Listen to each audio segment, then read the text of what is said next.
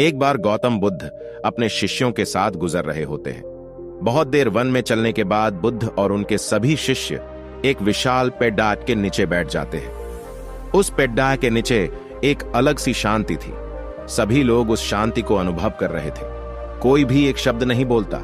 कुछ देर बीतने के बाद गौतम बुद्ध का एक शिष्य उठता है और बुद्ध से पूछता है, बुद्ध, मैं आपसे एक प्रश्न पूछना चाहता हूं। बुद्ध कहते हैं, पूछो, क्या प्रश्न है तुम्हारा? शिष्य बुद्ध से पूछता है, मैंने कभी भी आपको दुखी नहीं देखा।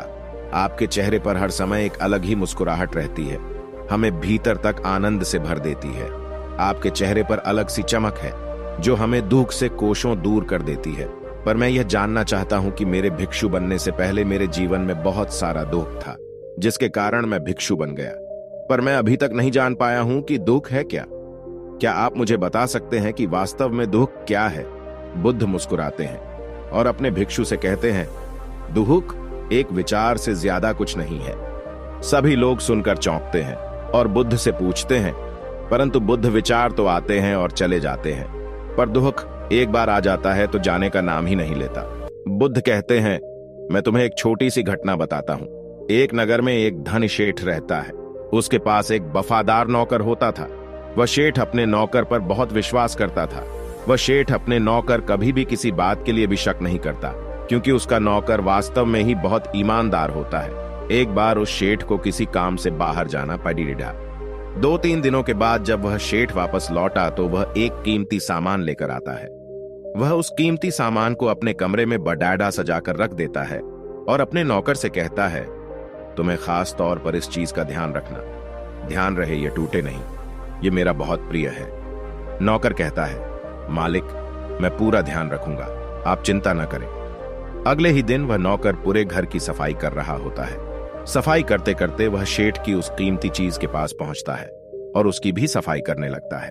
सफाई करते वक्त वह कीमती चीज उस नौकर के हाथ से फिसल जाती है और नीचे गिर जाती है। शेठ को यह बात पता चलती है और वह नौकर के पास आता है और नौकर को खूब डांटता धमकाता है, पर न तो वह उस नौकर को नौकरी से निकाल सकता है और न ही उसे पीट सकता है, क्योंकि वह उसका बहुत वफादार और पुराना नौकर था।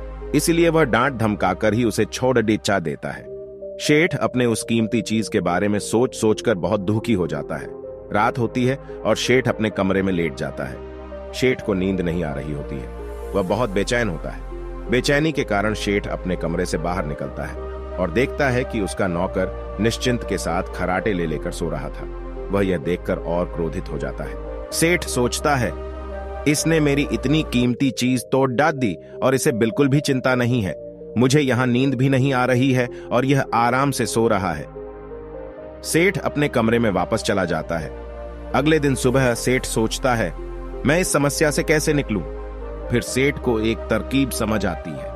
वह अपने नौकर के पास जाता है और अपने नौकर से कहता है, मुझे बहुत दुख हो रहा है, यह बताते हुए कि वह जो कीमती चीज कल तुमने तोड़ी थी वह मैं तुम्हारे लिए लाया था। मैं चाहता था कि मैं उसे तुम्हें उपहार में दूं, परंतु अब क्या कर सकते हैं, अब तो वह टूट गई है। सेठ की बात सुन नौकर को धक्का लगा। नौकर सोचता है, अरे यह तो बहुत बड़ी गलती हो गई। वे इतनी कीमती और महंगी चीज मेरे लिए थे और वे मुझसे ही टूट गई। फिर क्या? उस नौकर के मन में बेचैनी पैदा हो जाती है, दुख पैदा हो जाती है। रात होती है और सेठ आराम से सोता है और वहां नौकर बेचैन रहता है। उसे नींद नहीं आती। क्यों नींद नहीं आती? क्योंकि अब उस नौकर ने उस शेठ की उस कीमती चीज को अपने आप से जोड़ लिया, इसलिए वह दुखी हो रहा था। पहले उस नौकर के मन में यह विचार नहीं था कि वह कीमती चीज मेरी है, पर अब उसके मन में यह विचार है कि अगर वह कीमती चीज न टूटती तो वे मेरी होती। बुद्ध कहते हैं, दुख केवल एक विचार है। और यह विचार कैसे उत्पन्न होता है? अपने आप को किसी चीज से जोड़ने से। हम जिस भी चीज को अपने आप से जोड़ देते हैं वह चीज हमारे दुख का कारण बनती है। लेकिन वास्तविकता तो यह है कि कोई भी चीज हमसे जुड़ नहीं सकती। हर चीज आपके पास है, आपकी है, पर कुछ समय के लिए। कुछ समय के बाद वह आपसे दूर हो जाएगी। उस दूर होने की घटना को स्वीकार करें और आगे बढ़ें।